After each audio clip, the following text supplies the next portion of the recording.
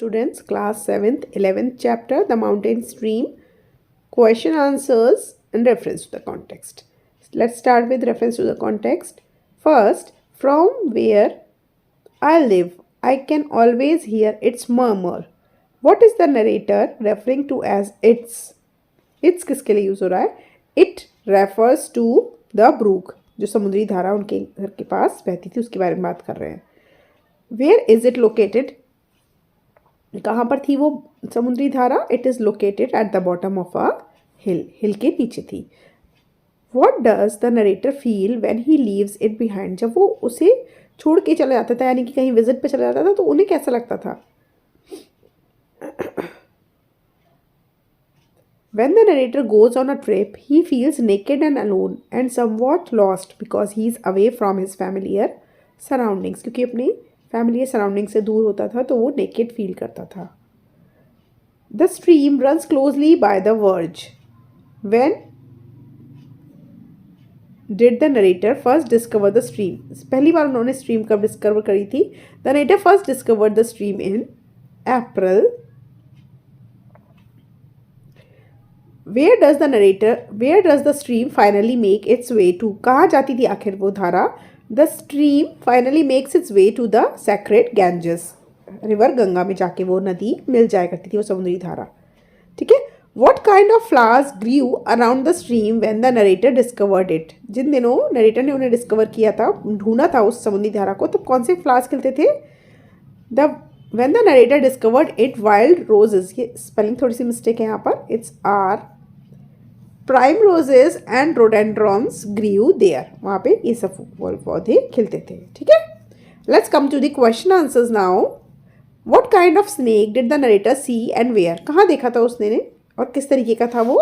The narrator saw a snake which was slim, brown, lonely, lovely and beautiful. प्यारा था.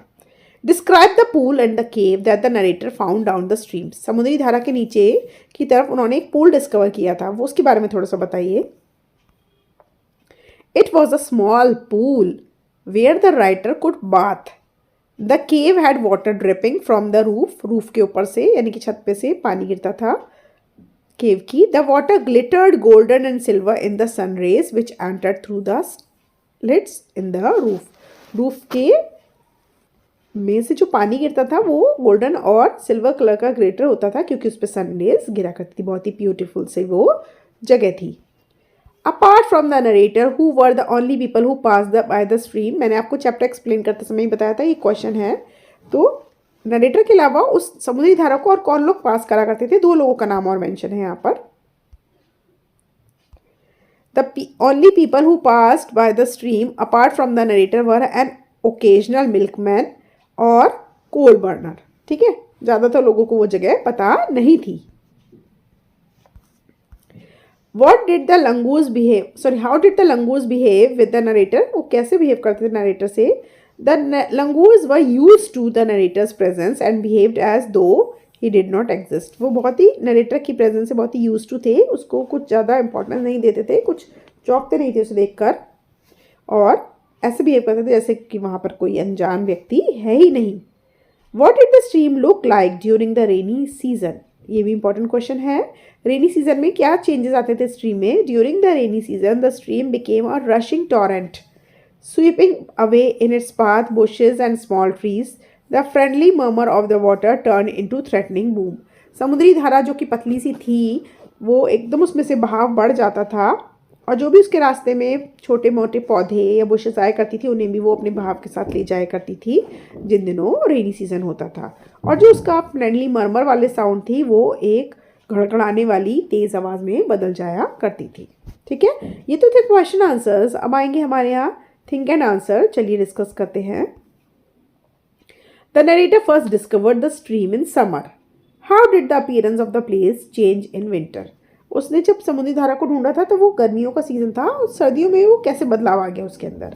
In winter the place change in appearance in many ways except for the same sound of the stream.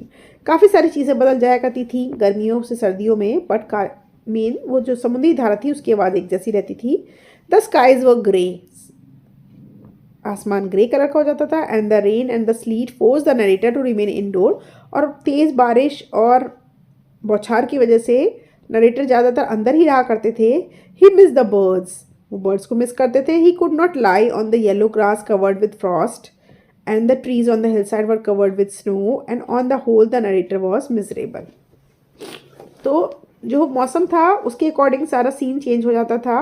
Birds भी ज़्यादा सुनने को नहीं मिलती थी, और वो ज़मीन पर नहीं लेट सकता था क्योंकि वो सारी धुंध से, कोहरे से ढकी होती थी, और सारे ऐसा लगता था पेड़ पौधों ने और ब्रांचेस ने एक सफ़ेद कलर का ब्लैंकेट ओढ़ लिया हो, जो कि होता है स्नो का blanket.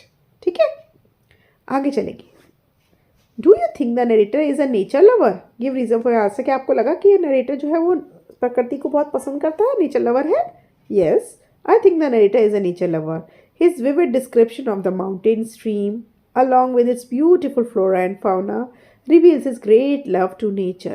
The changes which take place in every season, spring, summer, monsoon and winter, have been noted by the writer in great detail and indicates that he loves nature.